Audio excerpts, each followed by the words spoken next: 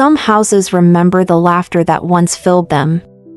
The walls, the floors, they hold echoes of what used to be until one day, everything goes silent. Tonight, we step into such a house. A house that once knew wealth, but forgot love. A house that saw children lose everything, and an old woman remember what it meant to care. This is not a tale of riches. It's a tale of rediscovery, of blood, of forgiveness, and of quiet redemption. So listen closely, as we tell the story of the house that learned to smile. The city had its own kind of heartbeat, the hum of engines, the laughter of the rich spilling through iron gates, and the steady whisper of money moving where it pleased. In the heart of it all stood the Gray's mansion, tall, bright, and loud with comfort. Inside, 3 children lived as if the world belonged to them.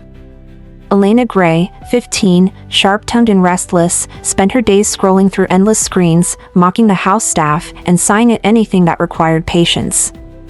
Her brother Mason, 12, clever but reckless, found mischief more interesting than school, breaking things just to see if he could fix them again. And little Oliver, 8, still had a softness to him, though even that was beginning to fade under the shadow of indulgence. Their parents, Richard and Amelia Gray, were the kind who believed that love could be substituted with luxury. Richard was a busy man, a name on buildings, a face on business covers. Amelia, his wife, wore grace like perfume, sweet and distant. Their home was filled with everything money could buy, except what their children needed most: time, correction, and warmth. When the children fought, Amelia would wave a hand and say, "Let them be. They'll learn to sort themselves out." And when Mason broke the gardener's window one afternoon, Richard didn't scold him, he laughed. "That's my boy, bold like his father." The nanny, Grace, a kind-hearted woman in her late 30s, was the only voice of reason. She often said softly, "They need love, not indulgence." But her words fell like seeds on marble. Still, Grace stayed, not for the pay, but for the children, who deep down, she knew could still be saved. It was a Saturday when the world changed. The rain was soft that morning, the kind that whispers rather than falls. The Grays had planned a weekend getaway. Grace stayed behind with the children. She waved them off at the door, unaware that it would be the last time. By evening, the phone rang, a sound sharp enough to slice the world in two. There had been an accident. A truck, a bridge, no survivors. The mansion went silent. Elena didn't cry, she screamed. Mason broke everything he could touch. Oliver clung to Grace's dress and asked her, over and over, "When are they coming back?" Then came the uncle, Victor Gray, a man whose smile was made of steel. He wore a black suit, spoke softly, and held papers that would change everything. Within days, he claimed every cent, every wall, every car, as legally inherited. Grace stood in his office, trembling. "These are children, Victor. Your brother's children." Victor didn't flinch. "My brother's will was clear. I owe them nothing." And with that, the mansion was no longer theirs. Grace packed what little she could, a few clothes, a framed family photo, a teddy bear missing one eye, and took the children into the night. The train to the countryside rattled like an old memory. The children, dressed in clothes too fine for poverty, stared through the windows in silence. "Where are we going?" Oliver asked. Grace hesitated. "To someone who still has blood in her veins, your grandmother." Elena scoffed. "We have a grandmother?" Grace nodded. "Your mother's mother. Then why haven't we met her?" Mason asked. Grace sighed. "Because sometimes even blood forgets its way home." The old woman's house stood on a hill, leaning slightly, as if tired from holding itself up all those years. Its paint had faded, the fence crooked, but smoke curled from the chimney like a sign that something still lived inside. When Grace knocked, an old voice answered, steady, dry. "Who's there?" Grace pushed open the door. "Mrs. Winifred Hale.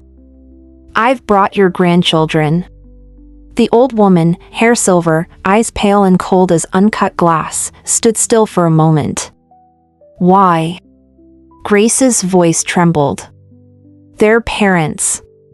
Amelia and Richard, they're gone." Winifred's face didn't move, not a blink, not a tear. "She never came back," she said quietly. "Not once. Even when I was sick, she didn't come." "I know," Grace whispered. "But these children, they need you now." Winifred turned away.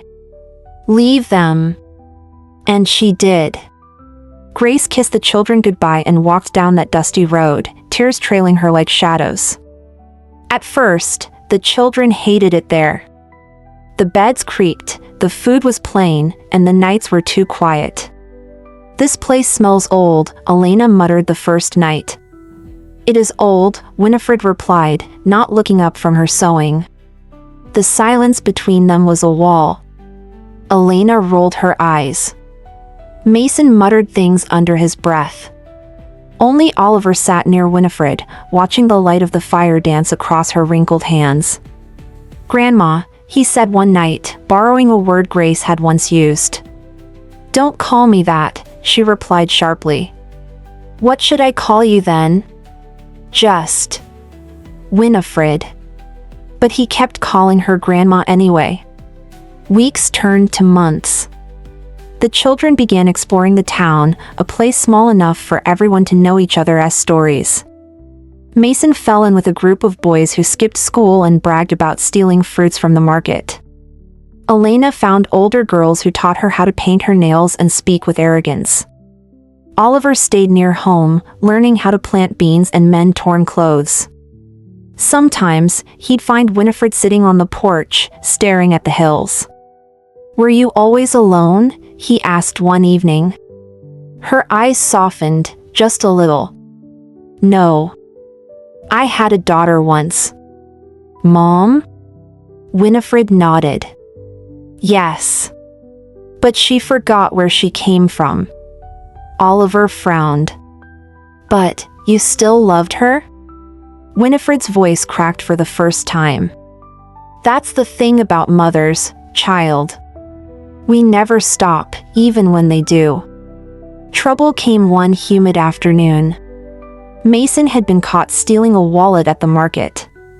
The townspeople surrounded him, shouting, raising sticks. Fear filled his chest like smoke. Then a voice rose above the crowd, frail, shaking, but fierce. "Stop this madness." Winifred pushed through the circle, standing between Mason and the angry hands. "If there's a price to pay," she said, "let it fall on me." The people stepped back. Everyone knew her. Everyone respected her. And Mason, shaking, buried his face in her shawl and wept. That night, he couldn't eat. "Why did you save me?" he asked softly. Winifred only said, "Because someone has to break the chain." Elena was next. Her fall came quieter, not with shouts, but with humiliation. Her friends betrayed her at a party, spreading lies and laughing while she cried behind a locked door. She returned home shattered, refused to eat, and stayed in her room for 2 days.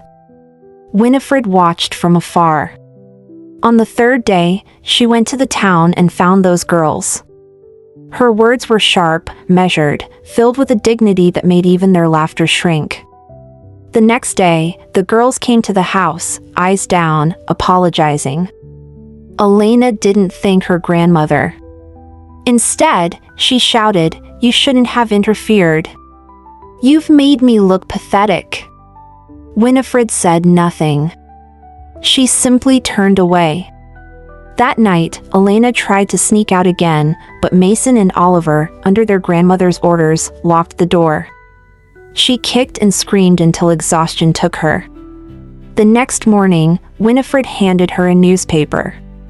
There had been a raid, drugs, arrests, chaos. the same party she had tried to attend. Elena's lips trembled. Her eyes filled. She dropped the paper and whispered, "You knew." Winifred nodded. Sometimes love doesn't shout. It guards.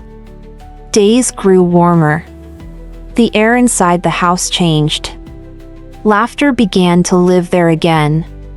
Mason helped Oliver with schoolwork. Elena began cooking, shyly asking her grandmother for recipes. And Winifred, though still quiet, now hummed when she worked, the same old tune Amelia once sang as a girl. One evening, as the sun spilled gold over the hills, Elena found her grandmother sitting outside. "Grandma," she said gently. Winifred looked up. "I'm sorry," Elena whispered. "For everything. For what Mom did too." The old woman smiled, a small, trembling smile, but a real one. "She was my daughter," she said. "You are my second chance." The wind moved softly through the curtains that night. The house, once filled with silence and sorrow, now echoed with laughter, footsteps, and life. It was still the same old house, the same cracked walls, the same creaking floors, but something had changed deep within it. It had learned what every heart must, someday, that love isn't loud. It's the quiet persistence of staying. And that even a broken home, if given enough patience and forgiveness, can learn to smile again. When the world takes everything from us, sometimes it gives us back the only thing that matters, the chance to love again. In that little house, laughter returned. Forgiveness bloomed.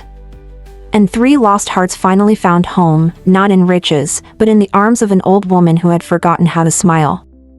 This has been The House That Learned to Smile, a Naratide Ug story, where every tear, every silence, and every second chance reminds us that love never truly leaves.